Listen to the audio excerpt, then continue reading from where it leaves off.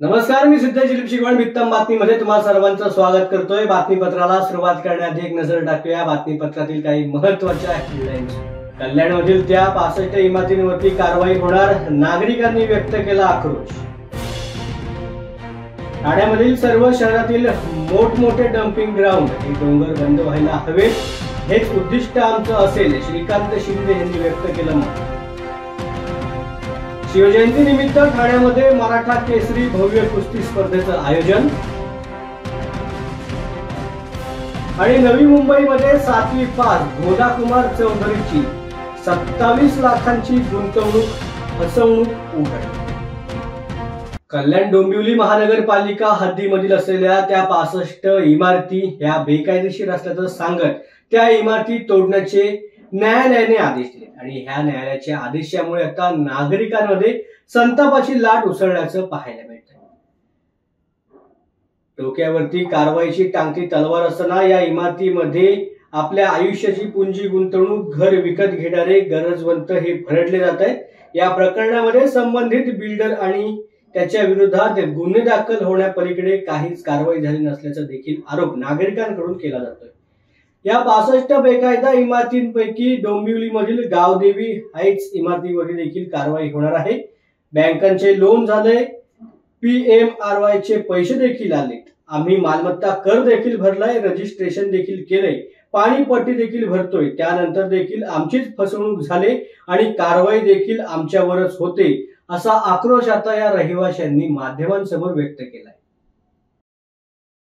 साहेब, आमच्या घराला टॅक्स लागून 3 वर्ष झाले आणि आज नोटीस येते रूम खाली करा म्हणून। आज आमची पूर्ण कागदपत्र सर्व रेडी आहे, रजिस्ट्रेशन झालं आहे, रेरा बघून सनी आम्ही रूम घेतलेली आहे, रजिस्ट्रेशन वगैरे झाले आहे आणि आज नोटीस देत आहे खाली करा म्हणून। आज आम्ही कुठं जायचं आहे? आम्हाला याच्यावर विषयावरती न्याय पाहिजे सरकारकडून। लोन पण झालं आहे आमचं, SBIमधून लोन झालं आहे आमचं, हे SBIचे कागदपत्र, SBIचं लोन झालं आहे आणि पंतप्रधान आवास योजना पण आम्हाला भेटली आहे सबसिडी 2,62,000 रुपये आणि आज बोलतात की रूम तुम्ही खाली करा। काय मागणी आहे? आमची मागणी हीच आहे सरकारांना की जी फसवणूक केली KDMC सरकारांना, की त्यांना जे दोषी आहे त्यांना सजा द्यायला पाहिजे। तर तुम्ही आम्हाला गरीब जनतेला सजा देता। आमची 42 घराचे कुटुंब आहे, ते बेघर होत आहे, हे कुठे जायचं? आज आमचे मुलांची 12वी 13वीची परीक्षा चालू आहे, त्यांचं खर्च उठा असं आम्ही काय हे यांचं बघायचं की रूम शिफ्टिंग करायची, खाली करायचं बोलता, तोडणार आहे, काय करणार आम्ही? आज ठाण्यामध्ये जिल्हा विकास समितीची त्याचबरोबर देखरेख समितीची बैठक अध्यक्ष खासदार श्रीकांत शिंदे यांच्या उपस्थितीमध्ये पार पडल्याचं पाहायला मिळालं। या बैठकीमध्ये श्रीकांत शिंदे यांच्यासोबत खासदार नरेश म्हस्के, त्याचबरोबर बाळामामा म्हात्रे, विधान परिषद सदस्य निरंजन डावकरे आणि सर्व ठाण्यामधील प्रशासकीय अधिकारी देखील उपस्थित होते।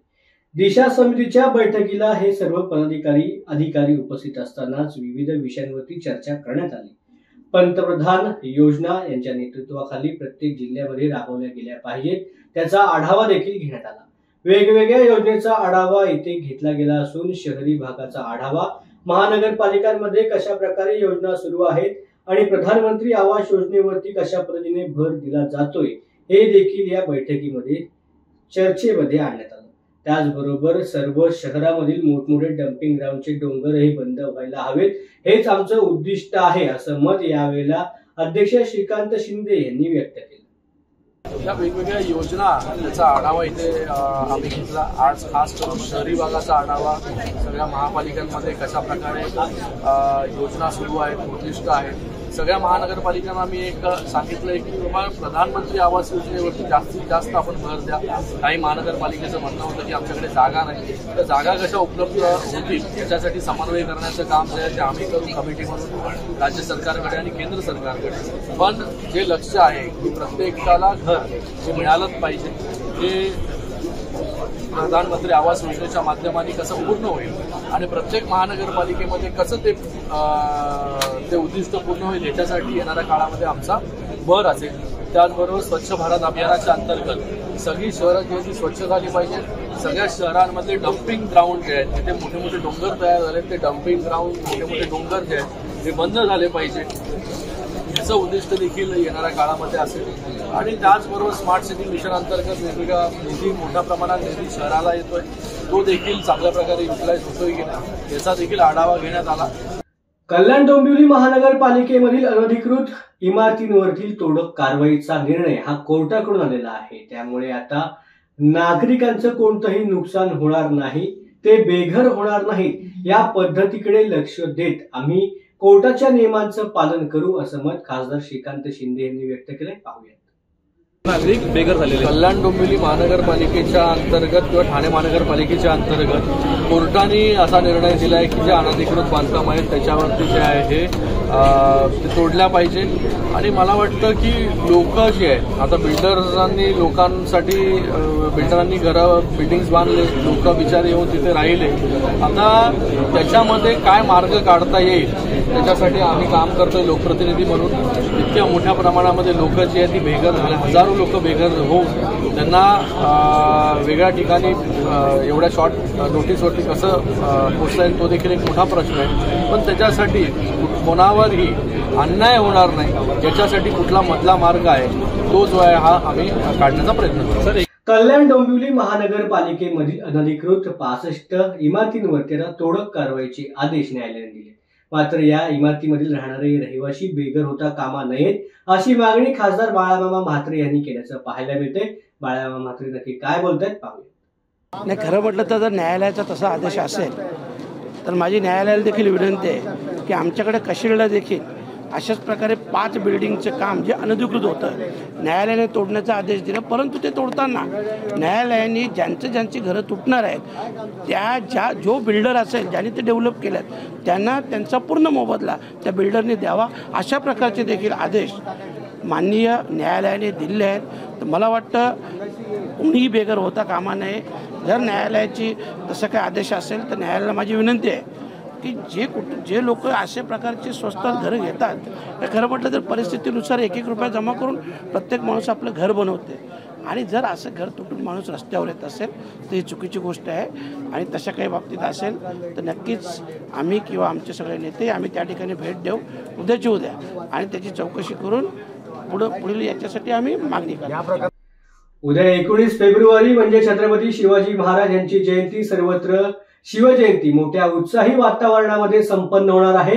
विविध ठिकाणी विविध कार्यक्रमांचं आयोजन देखील शिवजयंती उत्सवाच्या निमित्ताने केले जात आहे आणि ह्या शिवजयंतीच्या पार्श्वभूमीवरती ठाण्यामध्ये कुस्ती स्पर्धेचं भव्य दिव्य स्वरूपाचं आयोजन करण्यात आलं।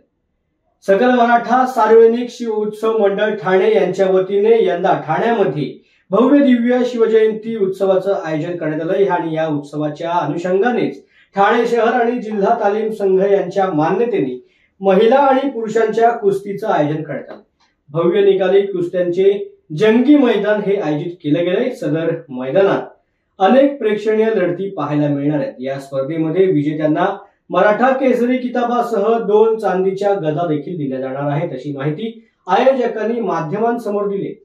या आयोजनामागे गेली 11 वर्ष आपण सकल मराठा समाज व मराठा क्रांती मोर्चा ठाणे यांच्या माध्यमातून हे आयोजन करत आहोत। यावर्षी आपण कुस्ती स्पर्धा ठेवलेल्या आहेत। मागील 2 वर्षापूर्वी कुस्ती स्पर्धा चांगल्या प्रकारे झाल्या होत्या, यावेळी प्रमाण कमी होतं पण यावेळी जवळजवळ 90 कुस्त्या होणार आहेत। जवळजवळ 150 ते 160 कुस्ती पैलवान या स्पर्धेत सहभागी होणार आहेत। पैलवान थापा देवासिंग थापाचे नेपाळचे प्रसिद्ध पैलवान देवासिंग थापा हे या कुस्तीमध्ये सहभागी होणार आहेत। त्याचबरोबर सकाळी 7 वाजता जे शिवनेरी किल्ल्यावरून शिवज्योत सन्मान रॅली येणार आहे त्याचं छत्रपती शिवाजी महाराज यांच्या अश्वारूढ पुतळा तळावपाळी या ठिकाणी आपण ते शिवज्योत रॅलीचं स्वागत करणार आहोत व ती शिवज्योत रॅली पूर्ण ठाणे शहरात म्हणजे तलावपाळी परिसर सुरू झाल्यावर टेमीनाका, castle mill, Gokulnagar, Majiwada, गडबंदर road, त्यानंतर सावरकर नगर, शिवाईनगर, सावरकर नगर, लोकमान्य नगर अशा परिसरातून नितीन कंपनी महापालिकेसमोर गावदेवी मैदान ते पुन्हा तलावपाळी अश्वारूढ पुतळ्यासमोर या सकाळी 7 ते दुपारी 2 पर्यंत यावेळेत होणार आहे। त्याचबरोबर या रॅलीमध्ये दुपारी महिलांचा हळदीकुंकू समारंभ ठेवलेला आहे। त्यानंतर सायंकाळी 5 वाजता व्याख्याते विश्वंभरजी शिंदे साहेब यांचंही व्याख्यान ठेवलेलं आहे जेणेकरून युवा पिढीला या महाराष्ट्राचं आपण काहीतरी देणं लागतो व हा 18 पगड जातीय समाज एकत्रित यावा व युवकांना जे मोबाईल व बॉलचं जे ज्ञान लागलेलं आहे त्याच्यातून महाराजांनी काय विचार करून ह्या हिंदवी स्वराज्याची स्थापना का केली, 18 पगड जातींना घेऊनच का केली, या सगळ्यांची माहिती मिळावी व यापुढील सर्व समाज एक संध एकतीने राहून चांगलं काम करावं या दृष्टीने आम्ही हे व्याख्यान ठेवलेलं आहे. या प्रकारे पूर्ण नियोजन कुस्ती स्पर्धेचं सायंकाळी 6 ते रात्री 10 पर्यंत आहे. असं संपूर्ण नियोजन शिवजयंती 2025 मध्ये ठाणे शहर सकल मराठा समाजाच्या वतीनं आणि मराठा क्रांती मोर्चाच्या वतीनं करण्यात येणार आहे. गेल्या काही दिवसांपासून भास्कर जाधव हे नाराज असल्याच्या चर्चा राजकीय वर्तुळात रंगू लागल्यात. कारण त्यांनी राजन विचारे यांच्या पक्ष प्रवेशानंतर ठाकरे गटालाच घरचा आहेर दिला. ठाकरे गटाच्या कोणत्या चुका होत आहेत त्या देखील त्यांनी मांडल्या. मात्र भास्कर जाधव हे नाराज नाहीत. जे नाराज आहेत त्यांना समजवण्याची वेळ आलेली आहे असं मत त्यांनी व्यक्त केलंय. असं स्पष्टीकरण माजी आमदार वैभव नाईक यांनी दिलंय. पाहूया. खरं तर कोकणातील काहीच नेते जे पराभूत झाल्यानंतर त्यांना लढायची इच्छा नव्हती असे काही लोक शिवसेना सोडून गेले. परंतु याआधीसुद्धा 2009 सुद्धा आमचा पराभव झाला होता आणि त्यावेळीसुद्धा कोकणातील जनता ही शिवसेनेबरोबरच राहिली होती. आणि त्यामुळे मी असून देत माझे सर्व सहकारी असून देत आम्ही उद्धव बाळासाहेब ठाकरेंबरोबर निष्ठावंत आहोत आणि येणाऱ्या काळामध्ये सुद्धा आम्ही उद्धव बाळासाहेब ठाकरेंवर निष्ठावंत राहणार आहोत. निश्चितपणे कोकणात आज काही लोक जरी आम्हाला सोडून गेले असले तरी शिवसेना हा सर्वसामान्य माणसांना संधी देणारा पक्ष आहे. आपण बघितलं असाल की आज जे लोकप्रतिनिधी आहेत ते कोण होते, सामंत, केसरकर, राणे हे त्यावेळी वेगवेगळ्या पक्षातून आलेले नेते आज पुन्हा एकदा दुसऱ्या पक्षात येऊन आज नेते बनलेले आहेत. आणि शिवसेना हा सामान्य कुटुंबातल्या लोकांना नेते बनवतो आहे आणि त्यामुळे येणाऱ्या काळामध्ये नवीन लोकांना घेऊन आज कोकणातील नेते भास्कर जाधवच्या नेतृत्वाखाली, रत्नागिरी जिल्ह्यात असून देत यांच्या नेतृत्वाखाली आपण नवीन नेत्यांना घेऊन हा पक्ष उभा करू. आणि निश्चितपणे उद्धवजींनीसुद्धा आता नेत्यांची बैठक लावली आहे. उद्धवजीसुद्धा कोकणाचा दौरा करणार आहेत आणि पुन्हा एकदा आम्ही नवीन उमेदीने काम या ठिकाणी निश्चित करून पुन्हा एकदा शिवसेनेला उभारी देण्याचा प्रयत्न आम्ही लोकांचे प्रश्न घेऊन लोकांसमोर जाणार आहोत. नाही, भास्कर जाधवांनी काय म्हटलं आहे की जे नाराज आहेत त्यांना आपण थांबवलं पाहिजे, ही भूमिका भास्कर जाधव काही स्वतःहून नाराज नाही आहेत.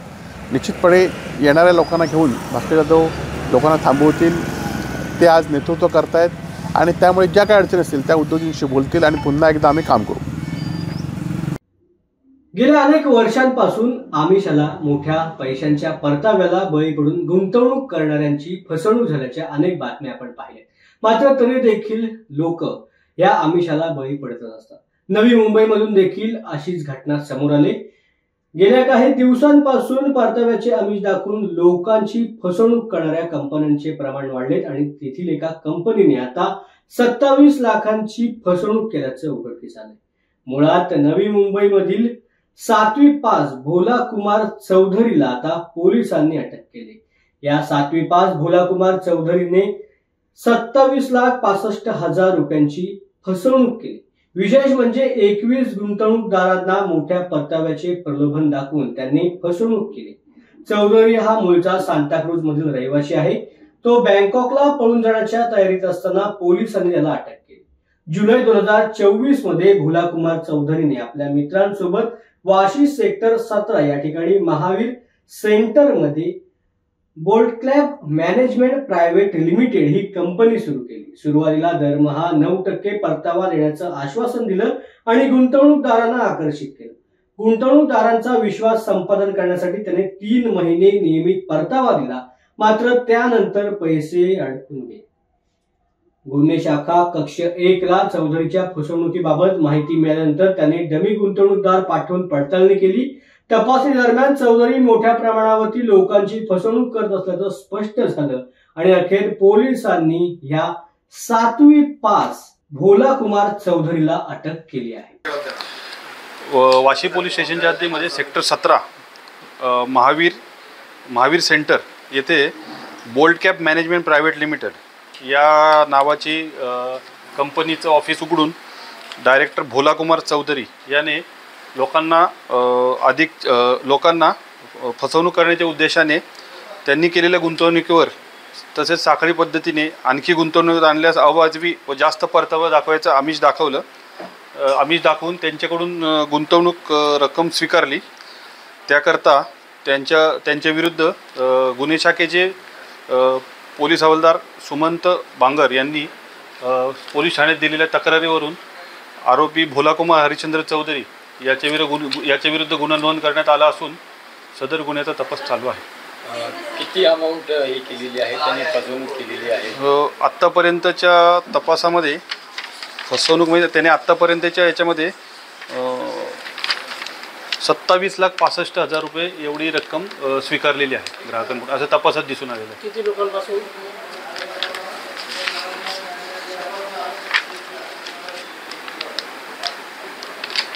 एक गुंतवणूकदार आहे. नागरिकांना काय आव्हान? नागरिकांना नवी मुंबई पोलिसांच्या वतीने असं आव्हान आहे की अशा प्रकारच्या आमिषाला बळी न पडता जे सुरक्षित बँकेची आणि याची गुंतवणूक आहे त्याच्यामध्ये गुंतवणूक करावी. अशा प्रकारे आमिषाच्या बळी पडल्यास फार मोठ्या प्रमाणात आर्थिक नुकसान होऊ शकते. वेळ झाले बातमीपत्रात इथेच थांबायची. पुन्हा भेटू नवीन बातमीपत्रात. धन्यवाद.